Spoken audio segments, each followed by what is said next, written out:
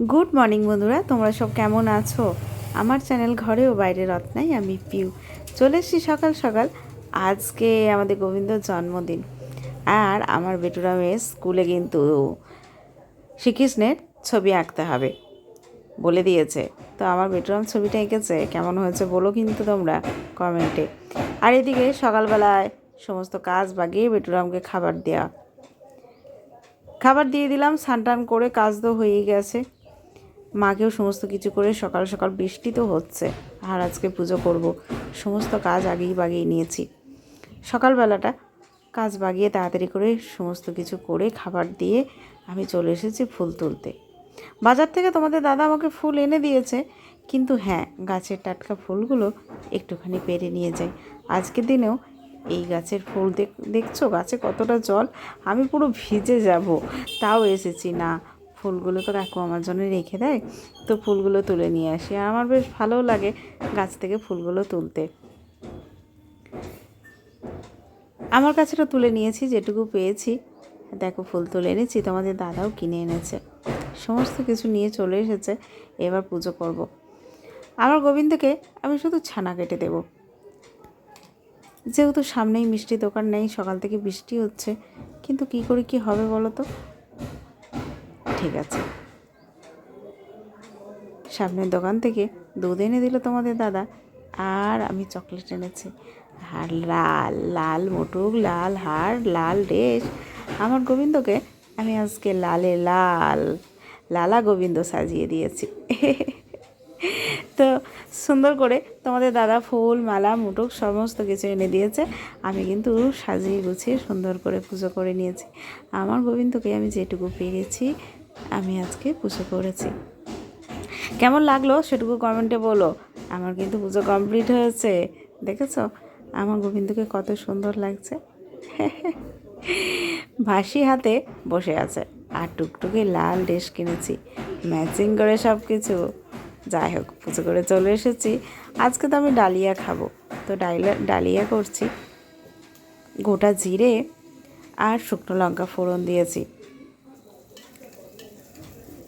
একটু জিরে ফোড়ন দিয়েছি, শুকনো লঙ্কা ফোড়ন দিয়েছি, একটু তেল দিয়ে ভালো করে মুগ ডালটা ভেজে নিচ্ছি। ডালিয়াটাই করে নেব সবার জন্য, যেহেতু আলাদা আলাদা কত করব, ওই জন্য সবাই ডালিয়া খাবে, ডালিয়া চাপিয়ে দিয়েছি। ভালো করে মুগ ডালটা ভেজে নিলাম, সমস্ত সবজি একটু একটু করে দিয়েছি, বরবটি, গাজর, কুমড়ো, বাঁধাকপি, ঝিঙে, সমস্ত সবজি যেটুকু ছিল ডালিয়ার মধ্যে অল্প অল্প দিয়ে দিয়েছি। আর এদিকে ডালিয়ার প্যাকেটটা কেটে ভালো করে ধুয়ে নিয়ে ডালিয়াটা দিয়ে দেব। লুচি করার সকালবেলা ঝামেলাও আছে, আর অনেকটা সকালের দিকটা ঠাকুরের জোগাড় জানতি, ঘরের কাজ করতে করতে অনেকটা বেলা হয়ে যায়। ভাবলাম এদিকে হাতটাও পুড়ে গেছে, জানো খুব জ্বালা জ্বালা করছে, হাতে শাঁখা পলা যেটাই পড়ছি লেগে যাচ্ছে, ওই জন্য হাতটা ফাঁকা রেখে দিয়েছি। বাঁ হাতে শাঁখা পলা সবই আছে নোয়া, কিন্তু ডান হাতটা পড়তে পারছি না, লেগে গেলে না পোড়া জায়গাটা জ্বালা জ্বালা করছে, প্রচণ্ড কষ্ট হচ্ছে। যাই হোক, ওদিকে বাঁধাকপিটা সেদ্ধ বসিয়ে দিলাম, একটু আদা জিরে মিক্সিতে ধনে জিরে করে সমস্ত কিছু বেটে নেব। যেহেতু ছোটো মিক্সির এই কৌটোটাতে সমস্ত কিছু বাটা যায়, তো গোটা করে বেটে দেবো। এদিকে ভেজে চাপিয়েছে, কোনো মশলাটা দিয়ে নিব। মশলাটা কষিয়ে, বাঁধাকপির মশলাটা একসাথে আদা জিরে তো কষিয়ে দিয়ে দেবো।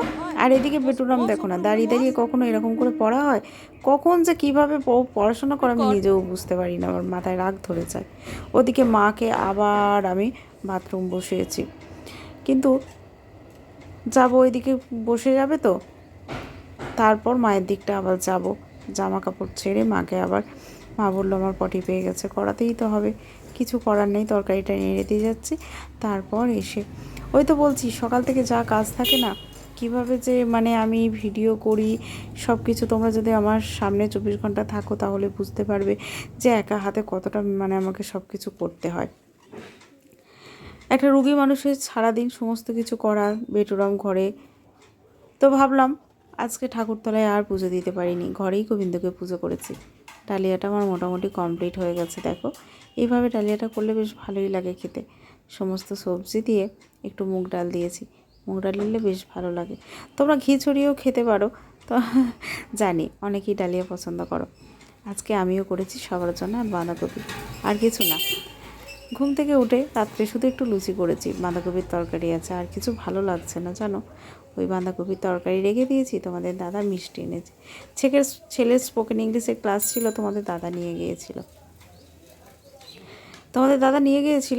তো আসার পথে বলেছিলাম রসগোল্লা নিয়ে আসবে, আর অল্প একটু শুধু লুচি করেছি, যেহেতু বেটুরামের ইচ্ছা আজকে লুচি করবে না, ওই জন্য লুচি করেছি। না হলে তো ডালিয়া আছে, ডালিয়াটা যেটুকু আছে দুবেলাই সবারই হয়ে যাবে। তো আমরা ভাবলাম অল্প করে, ওই জন্য বললাম যে অল্প একটু লুচি করি ছেলেটার জন্য, আর বাদবাকি একটু দুখানা করে আমরা খেয়ে আর একটু অল্প ডালিয়া খেয়ে নেব, তাহলেই হয়ে যাবে। সারাদিনে যা কিছু করলাম তোমাদের সাথে অল্প অল্প করে শেয়ার করলাম। কীরকম লাগলো অবশ্যই কমেন্টে জানিও। ভালো লাগলে লাইক কমেন্ট শেয়ার করো। আজকে আর ভিডিওটা এর থেকে বেশি বাড়ালাম না। এদিকে দেখো বাঁধাকপি আবার আমাকে তোলা করালো, ওর নাকি বাঁধাকপিটা ভালো লাগে না। একটু বাঁধাকপির আলুগুলো দেখে দেখে নিয়ে এলাম, বাঁধাকপিটা তোলা করিয়েছে। ওর রাগ হয়েছে কেন আমি আলুর দম করে দিইনি। লুচির সাথে মিষ্টি এসেছে, সাদা রসগোল্লা বলে কথা, সাথে যদি একটু আলুর দম না হয় তাহলে কি জমে ব্যাপারটা? না গো, আমার বেটুরামের জমে না। ওকে একটু আলুর দম করে দিলে খুব ভালো হতো। কিন্তু ওকে বললাম, বাবা আমার শরীরটা ভালো নেই, ঠান্ডা লেগেছে, প্রচণ্ড কষ্ট হচ্ছে, নাক বন্ধ হয়ে যাচ্ছে, আমি না একটু লুচিই করেছি তোর জন্য, আর কিছু করতে পারলাম না। যাই হোক, অনেক কষ্টে শিষ্টে একটু বুঝিয়ে ওই যে খাই দিতে হচ্ছে, বুঝতে পেরেছ। শুধু বাঁধাকপির আলুটুকু নিয়েছে, আর সাথে দুটো রসগোল্লা। এই রে, যাই হোক খেয়ে তো নিচ্ছে, যা বলছে বলুক। লুচির সাথে ওর মনসই তরকারি হতে হবে, তবেই কিন্তু খাবে, নচেত না। তো চলো, আমার বেটুরামকে খাইয়ে দিলাম, তোমরাও চলে এসো খাবে। আজকে এখানেই টাটা। তোমরা সবাই ভালো থেকো, সুস্থ থেকো। আবার দেখা হচ্ছে নেক্সট ভিডিওতে।